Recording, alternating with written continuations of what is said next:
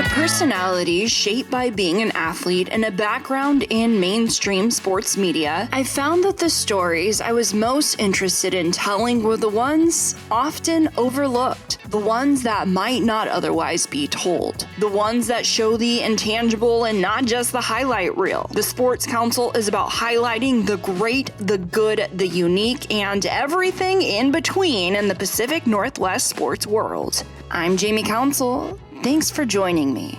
You're listening to the Sports Council on 1340 ESPN, the Tri-Cities leader in sports.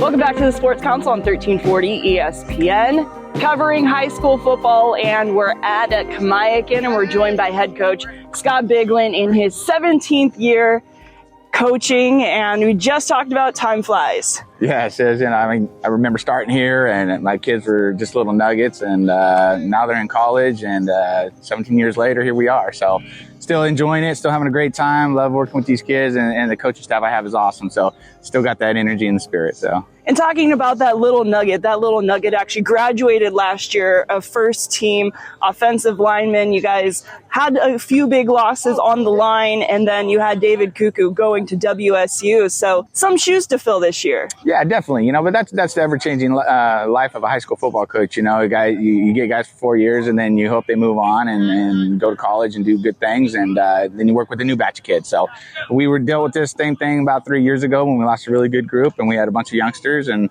they ended up being a pretty good group. So we're hoping we got the same thing with all these youngsters that we got, and all we can do is coach up what we have and hope for the best. I remember that year with Mercado as quarterback. Yes. Yeah. That was a good group. That was a great group. Yeah. Fun group to watch.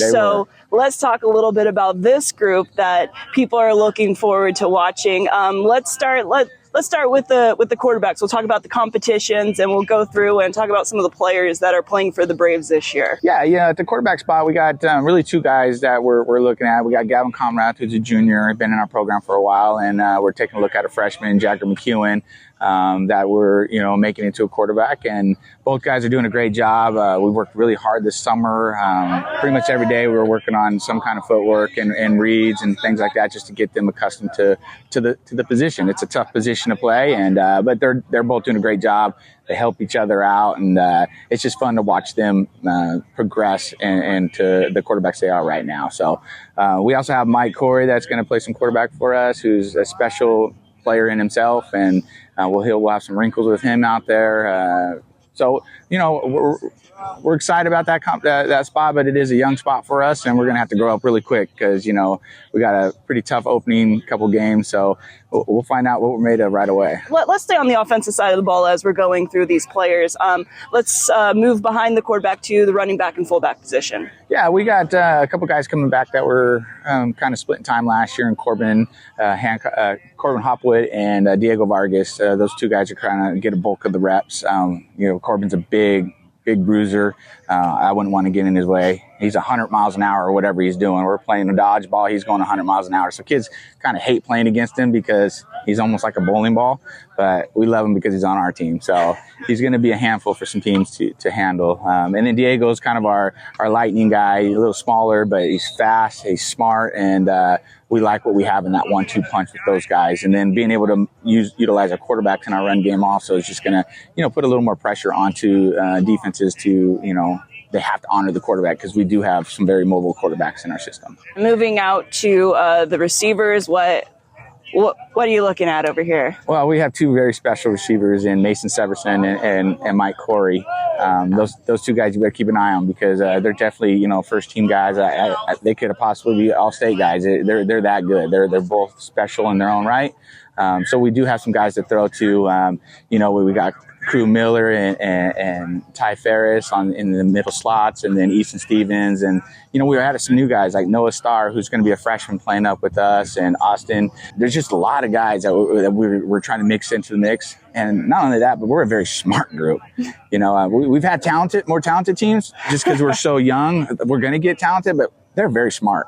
And so we got guys playing multiple spots, which we've never done in the past. So it's fun to be able to coach a team that is smart, because then you can do more things with them and make your offense a little more less predictive.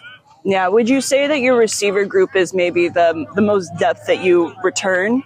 Yes and no. I'd say there's other groups where we've had maybe 2 or 3 deep in each spot. And this year we're maybe 7 guys instead of, the 10 that we want. But there's 7 guys that can play every position. So it kind of makes us a little more multiple, because, football, you're going to get injuries. You're going to get guys, you got Mike Corey, who's playing both sides of the ball, and we got to get him breaks. So we got to put other guys in there. And having that luxury of having to be able to move a guy over here and not, slow down or lose a step, it helps us in our offense, what we want to do. Let's move to the trenches. Sure. You have some big guys out there. We do have some big guys, but a lot of new guys. Like I said, last year we had 3 starters on our offense that started since they were sophomores. So we have to replace them. They were key guys for us. And Baker Mundy leaving and Landon and just a couple of those other guys, we got to fill their spots. But we have a lot of guys that are anxious to step into those roles. They did a good job this summer. Coach Murbaugh has a special bond with these guys, so they're together every day during the summer. They do Fat Man Mondays, where they get together and they eat and they just have a good time. They're a special group. The only thing the negative part about it people are going to see is they haven't got a lot of playing time, but they've done a good job in the springtime. They've done a good job all summer, and we're just hoping they continue to progress and do better throughout the season. Continuing on to now the defensive side of the ball, I know you mentioned a couple two-way players, and it seems like Kamiakin always has a player that people just don't throw to. You had Cuckoo, you had Gabe Tahir, where you take a look at their stats, but it's just because people don't throw near them. So what does the defensive in the DBs, the secondary, look like for Kamiakin? Yeah, like I said, we're returning Mike Corey, who's a first teamer. He was a sophomore last year. He's now becoming a junior. He's getting a lot of looks at the next level. Mm-hmm. He reminds me a lot of Gabe Tahir, who's starting out at Idaho State right now. And if he just continues to progress at the rate he's progressing, the sky's the limit for where he's going to go in the next 2 years. So, and he's not only is he just a good football player, he's a tremendous human being. Like he's very appreciative. He's very respectful. He's just a great young man, and I really enjoy having him around just because he's a good kid. He doesn't have any problems. And he's about the team. He's been a leader out here, and he's doing all the right things. And then the other side, like I said, we're looking at putting another sophomore or a freshman out there, Noah Starr, who I think has a chance to, in the next couple of years, be really, really special for us. And he's kind of like our next guy that we think, hey, he could be the next D1 guy after, Michael, and then it becomes Noah. Continue the trend over here at Kamiakin. I hope so. It's young nice. talents. Yeah, and he's a 4.0 kid and smart kid, and he loves the game. He works his butt off in the weight room as a freshman. You just don't see that a whole lot because guys are learning.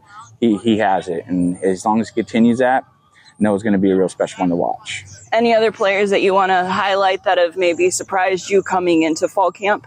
Yeah, we got a couple guys, like Ty Ferris. He's a guy that he was kind of a role player for us last year, but this year he's put on some good weight, and he's again another 4.0 student that he can play multiple spots, and the guys love him, man. He's the guy that he'll pick up all the garbages when everybody's gone, and but he'll come out here and try to tear your head off on the football field. So I think he's a kid that if there's one kid like you don't really know about, I think the one to watch out for is Ty Ferris. I think he's just, and he does everything right.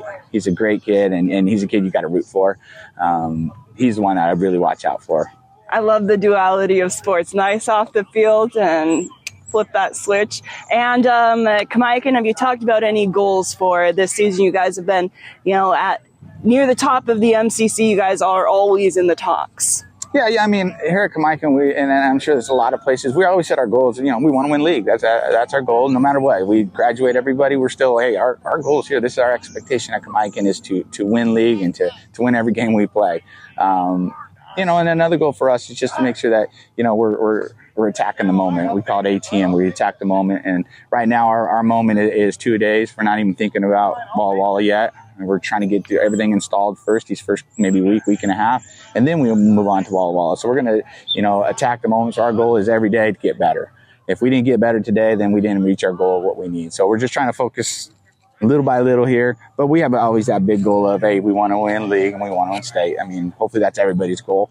But yeah, for right now, our goals are attack the moment. Let's deal with today and figure out what we can do for tomorrow. Yeah, it's just the expectation at Kamiakin. Well, thank you so much for your time, Coach. Thank you. Appreciate you. Again, that is Scott Biglin. You're listening to the Sports Council on 1340 ESPN, your Tri-Cities leader in sports. The Harry Potter collection has arrived at Krispy Kreme. Collect all 4 Hogwarts House donuts: Gryffindor, Slytherin, Ravenclaw, and Hufflepuff. And don't miss the magical Sorting Hat donut. Take a bite and see which house chooses you. Plus, pumpkin cake is now available every day. Back to school? Get your fundraiser rolling. Ask for details in store. Download the app to keep up with the magic and fresh donuts at your local Krispy Kreme, 2805 Duport Tail in Richland. Come in with a sweet tooth. Leave with a smile. Living in a rental shouldn't mean settling for poor-tasting tap water. With Soft Water Specialists, you can have pure, clean drinking water in your home, easily and affordably. Our countertop filtration system removes impurities, improves taste, and fits perfectly in any rental space. Plus, it can produce hot or cold water. No big installations, no hassle, just fresh, crisp water. Stay healthy, stay hydrated, and love your water again. Soft Water Specialists. See why we have a 5-star rating on more than 600 Google reviews. Visit softwaterspecialist.com and love your water where you live. Looking for a great deal on a new Chevy? Now you can get more than a great price. You can make a difference. During Wheels Make Wishes Come True at McCurley Chevrolet, a portion of every new vehicle sold helps grant wishes for local Make-A-Wish kids. Save big on bestsellers like the Chevy Silverado, Traverse, and Blazer with special APRs, cashback offers, and exclusive McCurley pricing. Big savings, bigger purpose, but only for a limited time. McCurley Chevrolet, your way home. If you've got a winery, brewery, or dairy, why buy industrial parts and supplies from across the country? Central Industrial Sales is your local source for supplies and equipment for the dairy, food processing, winery, and brewing industries. We specialize in custom fabrication, industrial cleaning equipment, sanitary fittings, valves, pumps, chemicals, and many other supplies. Everything's available through our website, by phone, or by dropping by our office. Call 509-375-4032 or find us at centralindustrialsales.com. You're listening to Jamie Council on the Sports Council. Welcome back to the Sports Council on 1340 ESPN, covering high school football in the Mid-Columbia Conference. And we're at Southridge, joined by Matt Johnson, now in his 5th year as head coach. How's it going? It's going awesome. It's football season, so everything's good. Everything's good. That's right. A busy time in Southridge. We were talking about before, where a lot of times other teams, they have big losses. You guys were such a young team last season. Yeah, we started at times 7 or 8 sophomores, on either side of the ball, and we had a good senior class, but we didn't lose a whole lot as far as experience goes. So that's huge for us. We had a lot of juniors and sophomores that played a lot of football for us last year, and it's paying off, and it's fun to have them out here and see what they've done in the off season. Got bigger, faster, stronger, and just great leaders. So it's a good group. Yeah, let's talk about some of those top returners, because if you take a look at the all-conference list, the list is pretty long for underclassmen at Southridge. It is. We're returning Gabe Borsch, who was our running back last year and had a crazy amount of yards and coming back for our senior year. Coven Burke, who's been, going to be a 3-year starter for us at receiver and DB. Andrew Walford, offensive lineman, who's going to be a 3-year starter for us. Quinn Dixon is our center, coming back after being an all-league kid last year. Dayton Jackman was a sophomore that was honorable mention running back. That's going to be a junior. Chase Ferguson, Jacob Krotkopp on defense were both, second-team guys that were sophomores last year that are coming back as juniors. So, we got a lot of depth and a lot of experience that we haven't always had here, which is fun. Coming into camp, what are the biggest position battles, if you will, that you're taking a look at to see how people have progressed since last season? The nice thing for us is we have a lot of battles at almost honestly every position. We have guys slated in that are starters that played last year, but the guys behind them, we had a bunch of guys that were either sophomores or juniors that necessarily didn't start for us last year, but are competing to start this year, and it's a lot of fun. So we have linebackers, we have 7 or 8 guys that we feel comfortable with playing on Friday nights. Defensive back safety, we have 4 or 5 guys feel comfortable. Running back room is really stacked. We got about 6 or 7 guys that we feel great with, and we got true good backups on the line on both sides. So it's a lot of fun. Iron sharpens iron, and our competition is really good out here. What does the quarterback position look like for Southridge? So we got Coppin Hunkapiller coming back and be a 2-year starter for us. He just committed to Whitworth for baseball. We call him Cap America. So he's a captain for us and true leader of our team. So he's a stud. He's a big, strong kid. Obviously, our offense, people know we are on the wing tee, so we don't throw it a ton. But he does everything right, and is a truly a great leader for us. Yeah, that's kind of what you figured. But like you mentioned, the quarterback doesn't really get a lot of clout, if you will, just because the way you guys run your offense. But it does come through him. So it's kind of an unsung hero. 100%. And we try to give him praise and with our program because, a lot of times his name won't be in the paper if Gabe or Jackman's running for 300 yards. They're probably not going to mention the QB, but we don't do anything without him. And he runs it so well. Really, really selfless player. Just wants what's best for the team. And he's an awesome kid. So we talked about you being such a young team, but in high school you always have those coming up. What are names that people didn't know last year that they're going to learn this season? So a couple names: Stockton Parrish is going to be a sophomore for us. Receiver, DB, really physical player, great athlete. Brandon Hammond, the running back, DB backup, that's going to be a junior, and just put in time in the off season. And we got an incoming freshman, Toa Hartling, who looks really, really good, and excited to see what he does on Friday nights. So we got a lot of guys, and then we got a few linemen. Clayton Lemke is going to be a sophomore starter for us on the offensive line that nobody knows about, and we have a few other sophomores that are competing for those spots. And have you guys talked about goals for Southridge? There's always going to be ebbs and flows. You guys had a historic season a couple seasons ago. What goals, if any, have you guys set for yourself this season? We try not to look too far ahead, try to get better every single day. Obviously, I think every team in this state and league, his goal is to win league and win state. I feel like if you don't have that goal, then what are you playing for? But we just want to get better every single day. And we have a saying here, we want to prove people wrong. We know how Southridge is looked at in the past. We know what kind of people think about us in the league.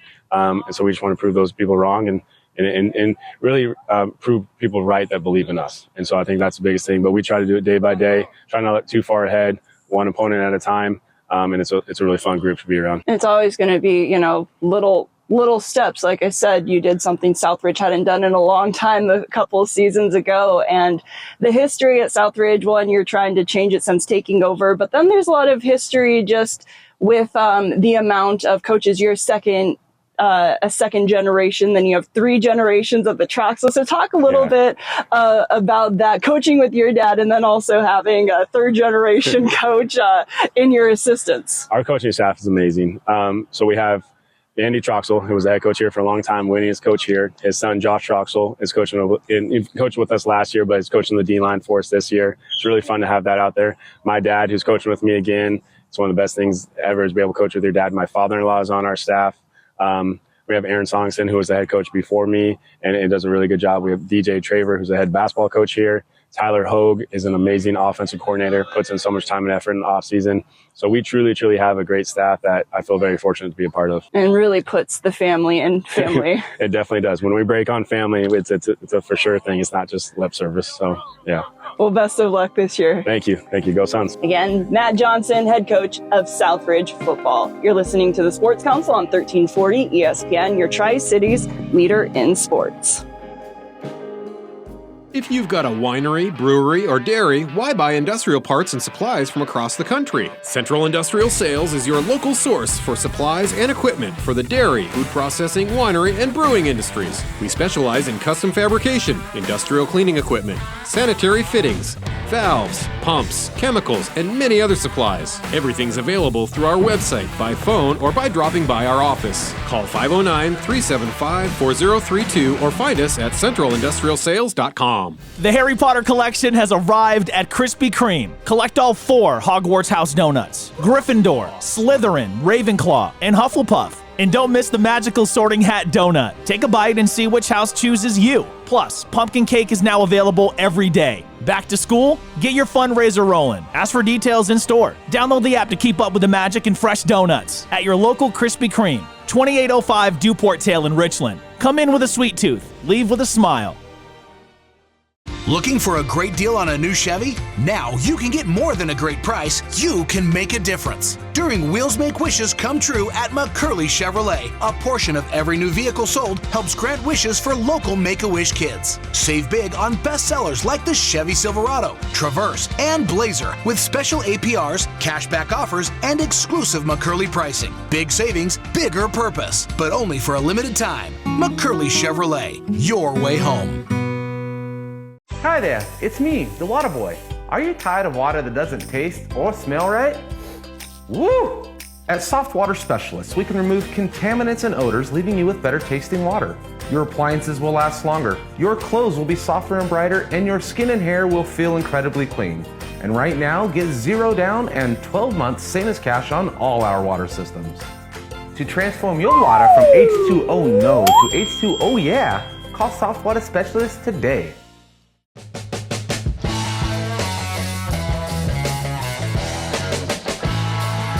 Listening to the Sports Council on 1340 ESPN, the Tri-Cities leader in sports. Welcome back to the Sports Council on 1340 ESPN, your Tri-Cities leader in sports. We're talking high school football, and we're at Kennewick, joined by Randy Affholter, head coach for the Lions in his 7th year here at Kennewick. How's it going, Coach? So far, so good. So far, so good. Tell me, this time into camp, what's kind of going on through your guys' mind? Because it's two things. One, getting ready for week 1, right, but more importantly, just getting people back into the swing of things and getting mechanics. Yeah, pretty much. I mean, this week, this first 4 days is just kind of trying to take a look at a lot of guys, trying to move guys around, because actually the first 3 days are in helmets, and just trying to see if we have the right pieces in the right spots. That's pretty much what we try to do in these first 4 days. And tomorrow we get a pad up, and so we'll get a really good look at kind of if we have it right, and if we don't, then we'll reevaluate. And the next week we'll start trying to, if we have to move somebody, start moving them and trying to get those pieces set up just right for us. Coming into this year, a lot of question marks, because when you take a look at the all MCC teams, Kennewick was well represented, but a lot of those players being seniors, in fact, all but one of them were seniors. Yeah, I mean, so a lot of people, I really believe that if your program is right, you should always graduate a lot of seniors. And that's where I really feel that we're at right now. In 23, we had a lot of seniors playing for us. They all left. Good groups came in behind them. They all played last year. They left. A lot of these junior kids were our backup last year. So now it's third turn to be the group. And I just feel that way. I just feel the more mature you are, the better chance you have, especially in high school football. I just really believe that. So that's kind of the way you operate. That's kind of the way we operate our system. I mean, I was told this way back when I first started that if you have a bunch of sophomores starting for you, expect for every number of sophomores you're starting to have to be a major role player for you. That's probably the number of losses you're going to have. So if they don't have to be a major role player for us, they might be a sub guy or a rotational guy and not a real starter for us. It just helps our chances a little better. So if anybody is looking at the All-MCC team thinking, who is Kennewick going to have? Well, it's a rotating door. And, of course, Cooper Neer, first team selection last year as a junior, and he just committed to University of Montana, is back with you guys. And he's also going to be playing both sides of the ball. Yeah, he's going to have to play both sides of the ball. And I mean, that's one of our kids that we feel that is going to have to do that for us. And he'll play, offensively, running back, probably tight end, maybe a slot receiver. We're trying to move him around, trying to keep him on the field. And at the same time, we got to be smart with him because he's going to play a lot of defense for us because that's what he's going to play, Montana, linebacker. And got to keep him fresh, keep him rested. But he's going to probably be on the field, out of 120 plays, he'll probably be on the field for about 100, more likely, during the course of a game. And I think that's the other big piece to do right now, too, is trying to get to all your offensive pieces set up and your rotation setups and who you want to get the ball to and stuff right now at this point in time. So Neer had, I believe, 48 and a half tackles last year as a linebacker, and then on offense, he's going to be a Swiss Army knife for you guys. Yes. And let's go over different positions. Dom Driver back at quarterback. Yeah, Dom's back at quarterback. Our interior lineman-wise, Benny Edwards started for at right tackle last year. He's going to go to left tackle this year. Mays Mayovsky played quite a bit for us last year at a guard. He's going to play inside a left guard for us. Parker Stimps back at center. And then Brady Matson played kind of at the end of the season, started to play a little bit more with Alex Persley at wide receiver. Those two kids will be our primary wide receivers with other kids like Jake Ball, Gavin Kelly. Some of those guys will play there in those positions. And then hopefully, we got Tanner Larson's little brother, Cooper, can step in. He's 6'9", 225 pounds now. He's starting to grow up. Going to play tight end along with Broderick Burrow.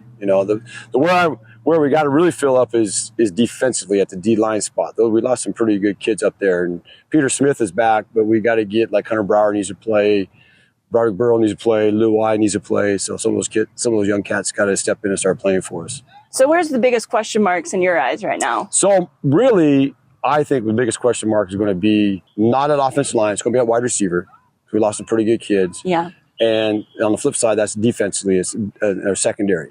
We lost Alex, Kanan Hayes, and also Jared Lazama. So filling those spots in are the guys that got to step in and play for us. And then linebacker wise, we feel really good about, because a lot of those kids played quite a bit for us. We're involved quite a bit for us. And then again, up front defensive line wise, we just got to find those. We like to play with about 5. So if we can get to 6, that's even better.